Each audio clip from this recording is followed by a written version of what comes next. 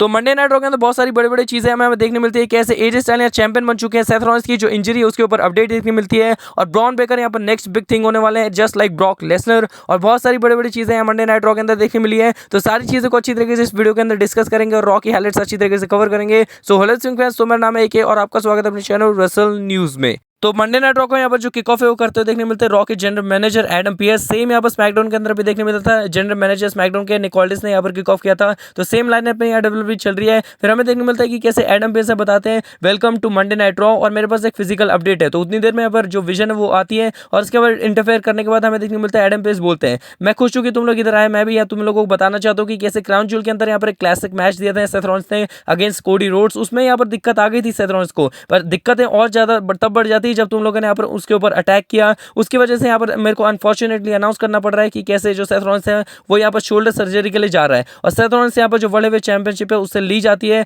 और उसके बाद हमें देखने मिलता है जो ब्रॉन ब्रेकर यहाँ पर हंस रहे होते हैं, फिर एडम पेस बोलते हैं हंस मत, ये जो चैंपियनशिप है ज्यादा देर तक यहाँ पर अकेली नहीं रहने वाली है। इसका जो मैच है यहाँ पर सेट 9 मेन इवेंट के अंदर होने वाला है। सीएम पंक ने वैसे ही अर्न कर लिया है और वो उस मैच के अंदर होने वाला है। जो उसका चैलेंजर है आज यहाँ पर ओल्ड स्कूल, मतलब वो बताते हैं कि कैसे ओल्ड स्कूल मैच यहाँ पर बैटल रॉयल के साथ यहाँ पर डिसाइड होने वाला है और वो चीज कहाँ पर होगी, यहाँ सैक्रामेंटो में। और यहाँ पर बहुत ही ज्यादा इलेक्ट्रिक हो जाता है, पर क्राउड खुश हो जाता है कि हमें बैटल रॉयल देखने मिलने वाला है नंबर 1 कंटेंडर के लिए और यहाँ कौन सीएम पंक को यहाँ पर सेट 9 मेन इवेंट के अंदर फेस करने वाला है। फिर उसके बाद हमें यहाँ पर देखने मिलता है एडम पेस बोलते हैं कि मेरे को चैंपियनशिप यहाँ पर वापस से लौटा दो, जो कि यहाँ पर सेथ रॉलिंस से अब बिलोंग नहीं करती है और तुमसे तो बिल्कुल भी नहीं करती है। हेल यहाँ पर तुम्हारे सामने तुम्हारे ऊपर तो वो बिल्कुल भी बिलोंग नहीं करती है। फिर बोलते हैं कि कैसे चैंपियनशिप है मेरे को हैंड ओवर कर दो। फिर उसके बाद हमें देखने मिलता है कि कैसे यहाँ पर जो शो मी सम रिस्पेक्ट ऐसा करके ब्रॉन ब्रेकर बोलते हैं और उसके बाद बोलते हैं कि कैसे मेरे को यहाँ पर प्लीज बोल, ऐसा करके ब्रॉन ब्रेकर ने एडम पीएस को बोला ये मेरे को यहाँ पर रिस्पेक्ट के साथ यहाँ पर प्लीज बोल के यहाँ पर चैंपियनशिप मांगेगा तभी दूंगा, नहीं तो नहीं दूंगा। तो यहाँ एडम पीएस का जो मुंह लटक जाता है और फिर उसके बाद हमें यहाँ पर देखने मिलता है कि कैसे यहाँ पर मैं तुमको रिस्पेक्टफुली यहाँ पर मांगता हूँ कि कैसे मेरे को जो चैंपियनशिप है मेरे को हैंड ओवर कर दो और यहाँ मेरे को चैंपियनशिप दे दो। और यहाँ हमें देखने मिलता है कि कैसे उन्होंने एडम पेस ने प्लीज भी बोल दिया और उसके बाद यहाँ ब्रॉन ब्रेकर खुश हो जाते हैं कि कैसे एडम पेस ने यहाँ पर जो प्लीज है वो बोल दिया और उसके बाद हमें यहाँ पर देखने मिलता है कि कैसे जो प्लीज है वो तो बोल दिया। और उसके बाद हमें देखने मिलता है जो ब्रॉन ब्रेकर जो चैंपियनशिप है ना वो यहाँ पर दे तो रहे होते हैं एडम पीस को, पर अचानक से पॉल हेमन को पकड़ा देते हैं और उसके बाद जो पॉल हेमन यहाँ पर जो चैंपियनशिप है वो पकड़ा देते हैं एडम पीस को। और ऐसे ही तरीके से हमें यहाँ पर देखने मिलता है कि कैसे ब्रॉन ब्रेकर ने बहुत ही बुरी तरीके से यहाँ पर प्लीज बुलवाया जबरदस्ती और ये जो चीज़ है बहुत ही ज़्यादा बुरी पड़ जाती है बाद में शो में जाके ब्रॉन ब्रेकर, ब्रॉनसन रीड और पॉल हेमन के ऊपर, क्योंकि एडम पेस ने ऐसे कुछ धमाका किया था। और हमें यहाँ पर देखने मिलता है कि कैसे जो चैंपियनशिप वो लेके यहाँ पर एडम पेस चले जाते हैं, पर ये जो प्लीज बुलवाना यहाँ पर बहुत भारी पड़ेगा ब्रॉन ब्रेकर, पॉल हेमन और ब्रॉनसन रीड को, ये उन्हें नहीं मालूम था, जो कि हमें शो के बाद में जाके पता चलता है और वहाँ से एडम पेस से चैंपियनशिप लेके चले जाते हैं। फिर उसके बाद हमें देखने मिलता है पॉल हेमन बोलते हैं कि कैसे यहाँ पर जो शो है आगे मूव ऑन करें, उससे पहले मैं तुमसे पूछना था तो तुम लोग यहाँ पर हमारे ऊपर पागल क्यों हो? तुम लोग इसलिए पागल हो क्योंकि हम हील है, मेरे को पता है, मैं भी यहाँ पर जो अनरियल डॉक्यूमेंट्री वो सब देखता हूँ, पर फिर भी तुम लोग यहाँ पर हमारे ऊपर पागल क्यों हो? हमने यहाँ पर गलत क्या किया है? हमने यहाँ विजन को सही जगह यहाँ पर लेके जाना चाहा और जो मैं यहाँ रेसलमेनिया के अंदर जो टर्न किया था रोमन रेंस और सीएम पंक के ऊपर, वो यहाँ इसलिए नहीं किया था कि मैं सेथ रॉलिंस के ऊपर यहाँ पर ज्वाइन कर जाऊँ, मैं इसलिए किया था क्योंकि मेरे को यहाँ पर जो फ्यूचर है, यहाँ पर जो फ्यूचर मेगा स्टार या ब्रॉन ब्रेकर वो दिख रहा था, तो मैं ब्रॉन ब्रेकर के लिए यहाँ पर आने वाला था, ना कि यहाँ सेथ रॉलिंस के लिए मैंने यहाँ पर जो धोखा है वो दिया था। यहाँ सीएम पंक और रोमन रेंस को ओटीसी के चांस लगते हैं, सीएम पंक के चांस लगते हैं। और उसके बाद बताते हैं कि कैसे जो यहाँ विजन है, यहाँ पर विजन ने यहाँ पर ओवरटेक किया था ब्लड लाइन को। और उसके बाद यहाँ बात करते हैं कि कैसे ब्रॉनसन रीड ने ओवरटेक किया था रोमन रेंस को, यहाँ पेरिस के अंदर सब दिख गया था कि कैसे, मतलब यहाँ पर हमें साफ साफ देखने मिला था, सारी चीज क्राउन ज्यूल के अंदर देखने मिल गई कि कैसे विजन बेस्ट है और यहाँ पर ब्रॉनसन रीड भी यहाँ रोमन रेंस से बहुत ही ज्यादा बढ़िया है। तो यहाँ बताते हैं कि कैसे जो शोल्डर है उसके यहाँ जो कंधों पे रिस्पॉन्सिबिलिटी है, सेथ रॉलिंस की बात करते हो, रिस्पॉन्सिबिलिटी उसके ऊपर नहीं झेली जा रही थी, वो अपना खुद का शोल्डर यहाँ पर संभाला नहीं जा रहा, उसका शोल्डर खुद टूट गया है। और यहाँ सेथ रॉलिंस को यहाँ कॉल आउट करते हैं, बोलते हैं कि कैसे वो बम्प शोल्डर बिच उससे तो यहाँ संभलने नहीं वाली और ना उसके लिए मैंने कभी कुछ काम किया था, मैं यहाँ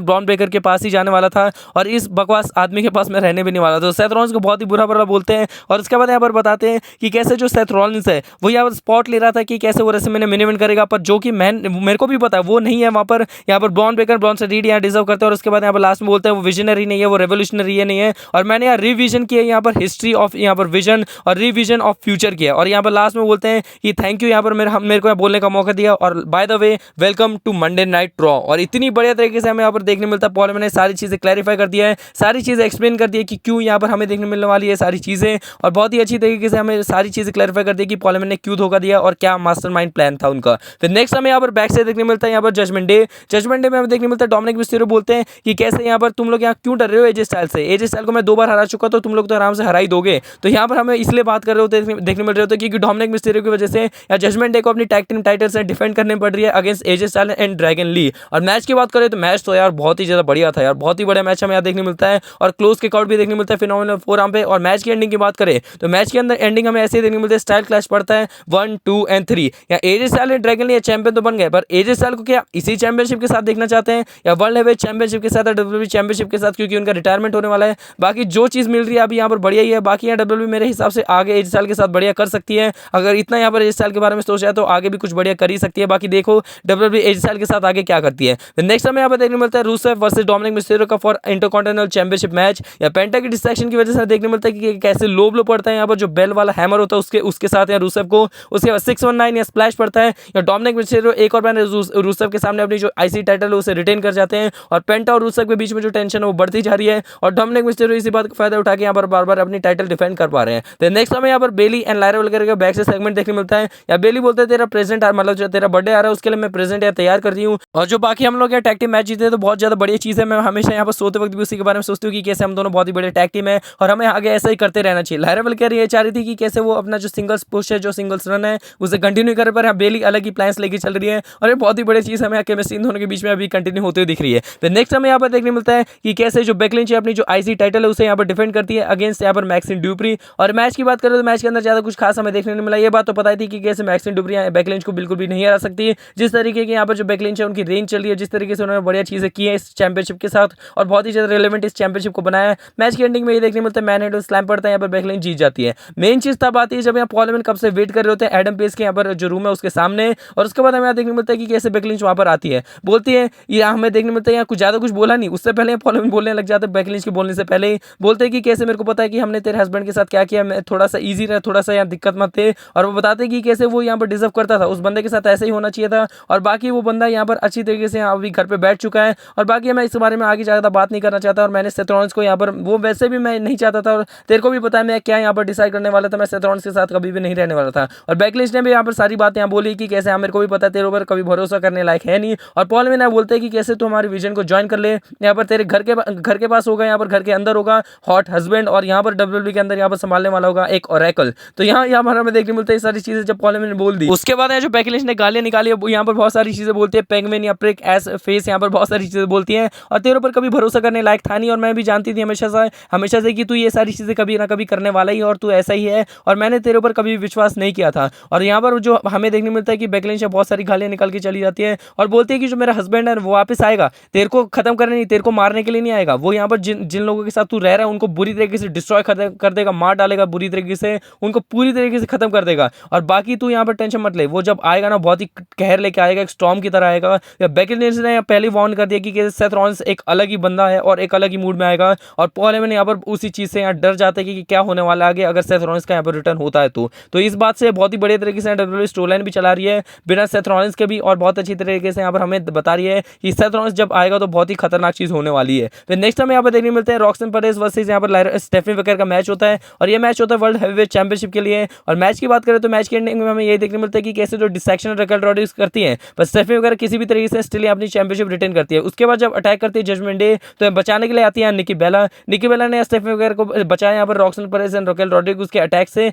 और उसके बाद हमें देखने मिलता है स्टेफनी वेकर निकी बेला स्टैंड टॉल करती है और उसके बाद हमें बैक से सेगमेंट भी देखने मिलता है जहां पर हमें देखने मिलता है जो स्टेफनी वेकर यहाँ पर थैंक यू बोल रही होती है निकी बेला को और निकी बेला भी बोलते हैं कि कैसे मैं बहुत ज्यादा प्राउड हूँ कि कैसे मैं अभी जस्ट थोड़ी देर पहले हम फ्रेंड्स बने थे और तू यहाँ पर वुमेन्स डिवीजन को लीड कर रही है, टॉप पे है। और बाकी जिस तरीके से निकी बेला बोल रही थी ना ऐसा लग रहा है या निकी बेला और स्टेफनी वेकर के बीच में एक बहुत ही बड़े प्रोग्राम हमें देखने मिलने वाला है और निकी बेला यहाँ जरूर टर्न करने वाली है। फिर नेक्स्ट हमें यहाँ पर देखने मिलता है कि कैसे जो पॉल हेमन यहाँ पर बोलते हैं कि कैसे मैं कब से यहाँ पर भारी खड़ा हूँ, कब से वेट कर रहा हूँ और उतनी देर में जो थोड़ी देर में एडम पेस निकल के आते बोलते हैं कि मेरे को पता तू कब से वेट कर रहे हैं, बहुत टाइम हो गया ना लगता है तेरे को मैं वेट करते हुए। और बोलते हैं कि कैसे दिक्कत ये होगी थी कि कैसे मैं ग्राफिक चेंज कर रहा था। तो यहाँ पर पॉल हेमन बोलते हैं कैसा ग्राफिक, तो बताते हैं कि जो बैटल रॉयल होने वाले नंबर 1 कंटेंडर के लिए उसमें से ब्रॉन ब्रेकर ब्रॉनसन रीड को निकाल रहे थे तो इसलिए यहाँ पर टाइम लग गया। तो पॉल हेमन बोलते हैं यहाँ पर निकाला क्योंकि यहाँ बैटल रॉयल के अंदर से, नंबर 1 कंटेंडर के अंदर से। और यहाँ पर एडम पेस बोलते हैं कि मेरे को पता है अब यहाँ पर तो बाकी सारी चीजें करेगा कि कैसे प्लीज यहाँ पर मतलब ऐड कर दो यहाँ ब्रॉन ब्रेकर ब्रॉनसन रीड को, मतलब ये सारी चीजें बोलेगा, उन दोनों को ऐड कराने के लिए बोलेगा। तो बोलते हैं कि कैसे तू प्लीज बोल, तो वही सेम चीजें रिपीट करते हैं और एडम पेस बोलते हैं पॉल हेमन को प्लीज बोलने के लिए, या पॉल हेमन ने रिस्पेक्टफुली प्लीज भी बोला कि प्लीज उन दोनों को ऐड कर दो बैटल रॉयल के अंदर। पर एडम पेस ने बहुत ही बढ़िया यहाँ पर सैवेज रिप्लाई दिया है,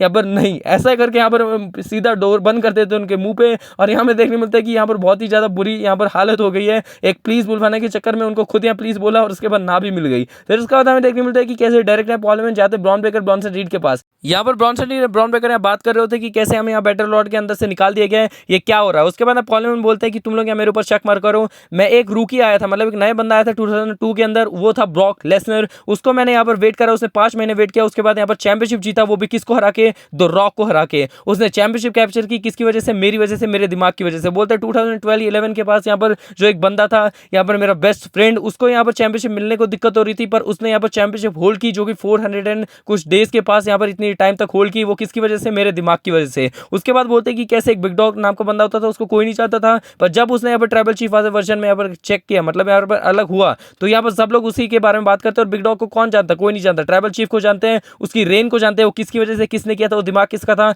मेरा था। या पॉल हेमन ने एकदम अच्छी तरीके से सारी चीजें बता दी और उसके बाद वहां से चले जाते हैं। और यहाँ पर ब्रॉन ब्रेकर बहुत ज्यादा खुश होते हैं भाई, और बहुत सारी चीजें यहाँ पर जानने के लिए रखी है पॉल हेमन के पास। यहाँ पर ब्रॉनसन रीड बोलते हैं हाँ सही में, वो बोलते हैं यहाँ पर लोगों को ठोकना भी पड़ेगा अब लगता है। फिर उसका ब्रॉनसन रीड बोलते हैं हाँ सही में, तो मैं भी मतलब ऐसा करते हैं और बहुत ही बढ़िया हमें सेगमेंट देखने मिलता है। और पॉल हेमन ने अपना दबदबा भी दिखाया और बाकी फनी सेगमेंट भी हमें साथ ही साथ देखने मिल गया। फिर नेक्स्ट हमें बैक से देखने मिलता है जे एंड जिमी ऊसो। यहाँ पर बात कर रहे होते हैं जे ऊसो की कैसे यहाँ पर जो मैं बहुत सारी चीजें मतलब हार गया था पेरिस के अंदर, उसके बाद वो वही सारी चीजें बता रहे होते कि कैसे मैं हेल्प करने की वजह से यहाँ पर हार गया था। तो यहाँ जिमी ऊसो बोलते हैं तू जो बकवास करी जा रहा है इतने दिनों से कि तू किसी की हेल्प करने की वजह से हार गया, रोमन रेंस की हेल्प की इसलिए हार गया, मेरी हेल्प कर रहा है इसलिए हार गया, तू हारा इसलिए क्योंकि तू अपने अंदर बिलीव करना बंद कर दिया है, इसलिए तूने अपनी वर्ल्ड हेवीवेट चैंपियनशिप यहाँ पर खोई है। और बाकी यहाँ पर जिमी ऊसो ने अच्छी तरीके से क्लियर कर दिया कि तू अपने अंदर बंद मतलब जो अपना विश्वास है वो रखना बंद कर दिया था, जे ऊसो अपने अंदर ही बिलीव नहीं कर रहा था। उसके बाद जे ऊसो बोलते हैं कि रोमन रेंस जो बोल रहा था वो भी लगता है मेरे को सही था। तो यहाँ दोनों के बीच में भसड़ अभी भी देखने मिल रही है। लास्ट में ये बात कर रहे होते कि कैसे हम दोनों नंबर 1 कंटेंडर बैटल रॉयल के अंदर है और दोनों अपने लिए लड़ेंगे, बाकी हम लोग ऑल गुड है, हम लोग यहाँ पर भाईचारा हाथ वाथ मिलाते हैं। और एंडिंग में ये देखने मिलता है दोनों के बीच में सिचुएशन सारी सही है, पर यहाँ पर दोनों आपस में फिर भी लड़ते रहते हैं बातचीत में। और यहाँ पर हमें बहुत सारी बड़ी बड़ी चीजें यहाँ पर हमें इन दोनों के बीच में देखने मिल रही है। फिर आता है उसके बाद बैटल रॉयल, यहाँ पर बहुत सारे नेम होते हैं, AJ Styles, Finn Balor, LA Knight और बहुत ही बड़े बड़े नाम यहाँ पर सारे थे। और मैच की बात करें यहाँ ये बात तो थी कि एजे स्टाइल को बहुत लोग देखना चाहते हैं सीएम पंक एजे स्टाइल का मैच वर्ल्ड हेवीवेट चैंपियनशिप के लिए, पर यहाँ पर ये बात तो पक्का था एजे स्टाइल यहाँ पर जो टैग टीम चैंपियन है वो जीत गए, यहाँ पर ये बैटल रॉयल तो नहीं जीतने वाले हैं। और बाकी जो सीएम पंक है मेरे हिसाब से बाद में ये मैच होगा, पर जब सीएम पंक चैंपियनशिप बन जाएंगे, चैंपियन बन जाएंगे और एक बड़े स्टेज पे एजे स्टाइल और सीएम पंक का मैच होगा फॉर वर्ल्ड हेवीवेट चैंपियनशिप, और सीएम पंक ही जीतने वाले मेरे हिसाब से एसएनएमई में। और उसके बाद हमें बात करें बैटल रॉयल की, तो बैटल रॉयल के अंदर बहुत सारी बड़ी बड़ी चीजें देखने मिलती है। रूसेव एंड पेंटा की दिक्कत, डोमिनिक मिस्टीरियो उसमें इन्वॉल्व है। उसके बाद हमें देखने मिलता है कि कैसे एजे स्टाइल भी यहाँ पर एंडिंग तक टिके रहते हैं मैच के अंदर, शीमस को भी एलिमिनेट किया जाता है और फिन बैलर भी एलिमिनेट होते हैं, या जे ऊसो जिमी ऊसो एक साथ काम कर रहे होते हैं और बहुत ही बड़े बैटल रॉयल यहाँ पर आसपास चल रहा होता है। और बैटल रॉयल के अंदर बहुत सारी चीजें देखने मिलती है कि कैसे जो एजे स्टाइल यहाँ पर बहुत ही एंडिंग तक टिकते हैं। और ये बात यहाँ पर नोटिस करने लायक है कि एजे स्टाइल एंड सीएम पंक का ही मैच होने वाला है, मतलब अभी नहीं तो बाद में जाके